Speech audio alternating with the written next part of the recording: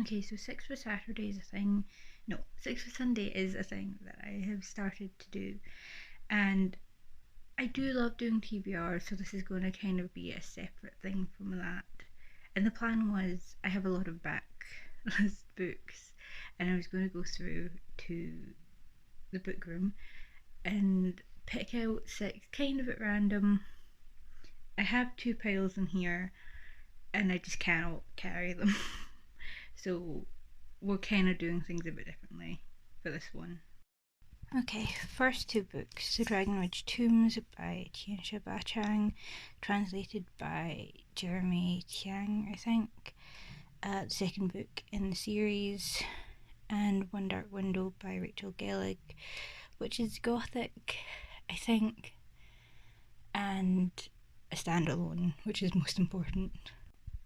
So this is my unread bookshelf.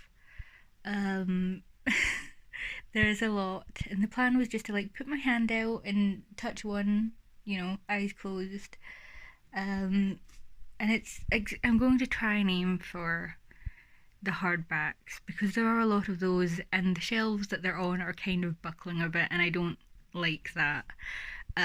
But honestly, we could just take them from the floor as well, which we will not be doing, but at some point, hopefully, we will get all of these shelved.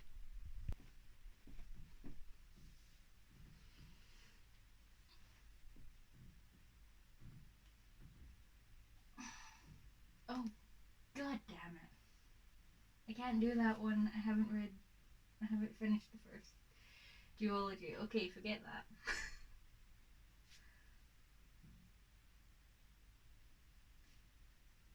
That's two. Okay.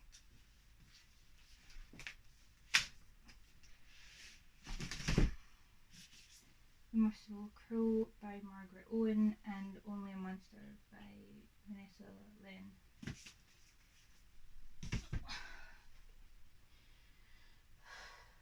Two more. Yeah, two more.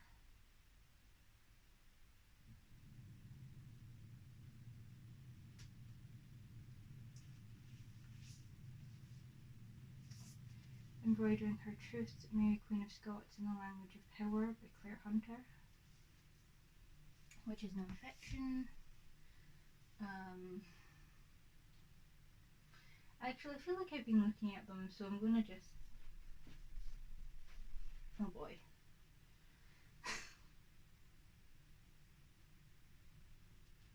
Oh, that one first, I think. Oh god, no. Oh no.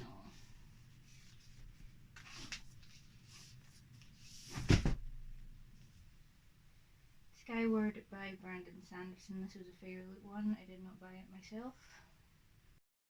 Good morning. We're actually filming this on Sunday now because I am not organised.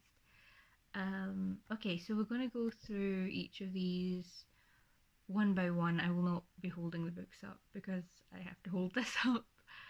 The first book is One Dark Window, which is the first book in The Shepherd King by Rachel Gellig. And the synopsis is Elspeth needs a monster. The monster might be her. Elspeth Spindle needs more than luck to stay safe in the eerie Mistlock kingdom of Blunder. She needs a monster. She calls him the Nightmare, an ancient mercurial spirit trapped in her head. He protects her, he keeps her secrets. But nothing comes for free, especially magic. When Elspeth meets a mysterious highwayman in the forest road, her life takes a drastic turn. Thrust into a world of shadow and deception, she joins a dangerous quest to cure Blunder from the dark magic infecting it. And the highwayman? He just so happens to be the king's nephew, captain of the most dangerous men in Blunder, and guilty of high treason. Together they must gather 12 Providence cards, the keys to the cure, but as the stakes heighten and the undeniable attraction intensifies, Elspeth is forced to face her darkest secret yet. The nightmare is slowly taking over her mind, and she might not be able to stop him. Yeah, so I thought this was a standalone, I was so sure, and yet this is actually one of the ones that I'm most anticipating now. I love Monster Girls, and the dynamic between Elspeth and Nightmare sounds a little bit like my Vahash and Noir. But also, this is giving me a little bit of Never After vibes from Dimension 20, which is a current obsession. So, yes, this actually sounds exactly up my street. The next book is The Dragon Ridge Tombs, which is the second book in the City of Sand by Chinsha Bachang and translated by Jeremy Chiang. I don't think it is a much longer series, and I don't think the rest of it's translated. Um, anyway, here is the synopsis. Self-proclaimed gold hunter Tian Yi, who has excellent feng shui skills, along with his best friend Kai, and a shady antiques dealer called Goldtooth, have travelled all the way from Beijing to Gulan in search of treasure and ancient tombs. But what they think will be a simple grab and go of loot turns into trouble when they're faced with perplexing labyrinths of tunnels full of unexpected obstacles, traps, and deadly creatures that thwart their advancement, as well as their escape.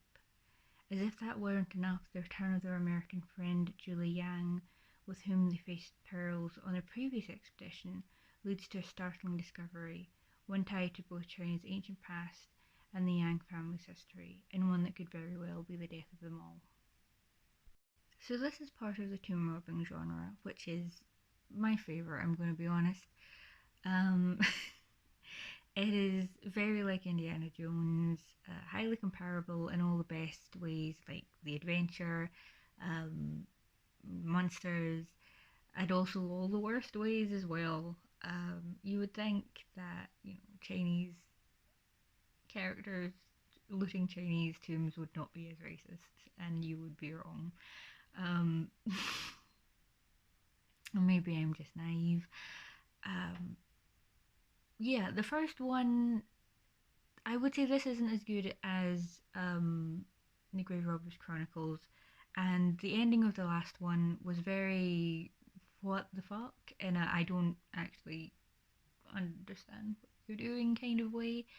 But I already had this, and I do want to give it another go.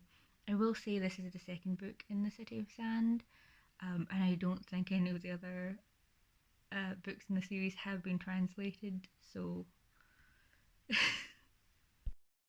Third is The Merciful Crow, which is the first book in The Merciful Crow by Margaret Owen, and the synopsis is as follows. A future chieftain, Fi abides by one rule, look after your own. Her crow cast of undertakers and mercy killers takes more abuse than coin, but when they're called to collect royal dead, she's hoping they'll find the payout of a lifetime. A fugitive prince. When Crown Prince Jasimir turns out to have faked his death, Fi's ready to cut her losses, and perhaps his throat.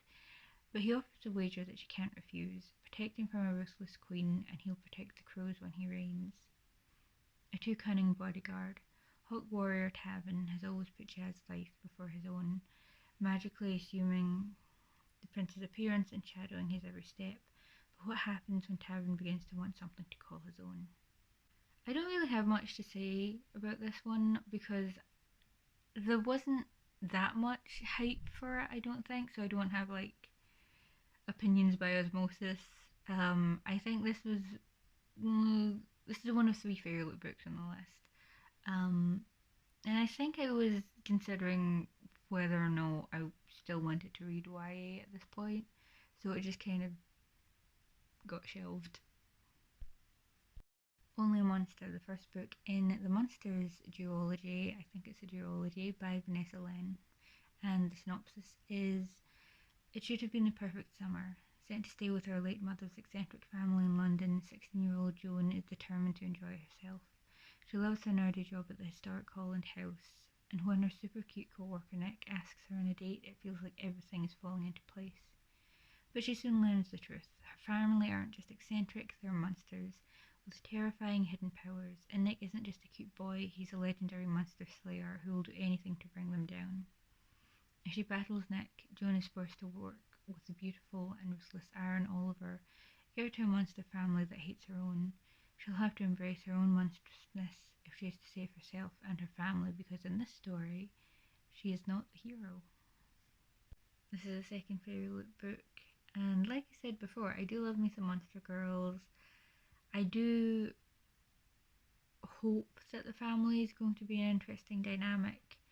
And I will say that I did not remember, probably because I didn't read the synopsis, I tend to not do that. I didn't remember it sounding so love triangle-y, um, which isn't a trope that I hate. I just feel like it's overused and to its detriment. They can be really good. I just feel like people tend to throw them in, especially in YA, when that really isn't necessary. This book is Embroidering Her Truth, Mary Queen of Scots in the Language of Power by Claire Hunter. And the synopsis is: at her execution, Mary Queen of Scots wore red, widely known as the colour of strength and passion. It was in fact worn by Mary as the Catholic symbol of martyrdom. In 16th century Europe, women's voices were suppressed and silenced. Even for a queen like Mary, her prime duty was to bear sons. In an age when textiles expressed power, Mary exploited them to emphasise her female agency. From her lavishly embroidered gowns as the prospective wife of the French Dauphin, to the fashion dolls she used to encourage a marrying style at the Scottish court, and the subversive messages she embroidered in captivity for her supporters, Mary used textiles to advance her political agenda, affirm her royal lineage, and tell her own story. So it has been a while, but I do sew, and I love that. I love knitting. I'm real big on textiles and textile history. And I believe Claire Hunter is also the author of Threads of Life, which I haven't gotten to yet because I've lost my copy in that mess of a book room. um, but I have heard really good things about that, so I'm really excited about this one. And lastly is Skyward Claim the Stars by Brandon Sanderson.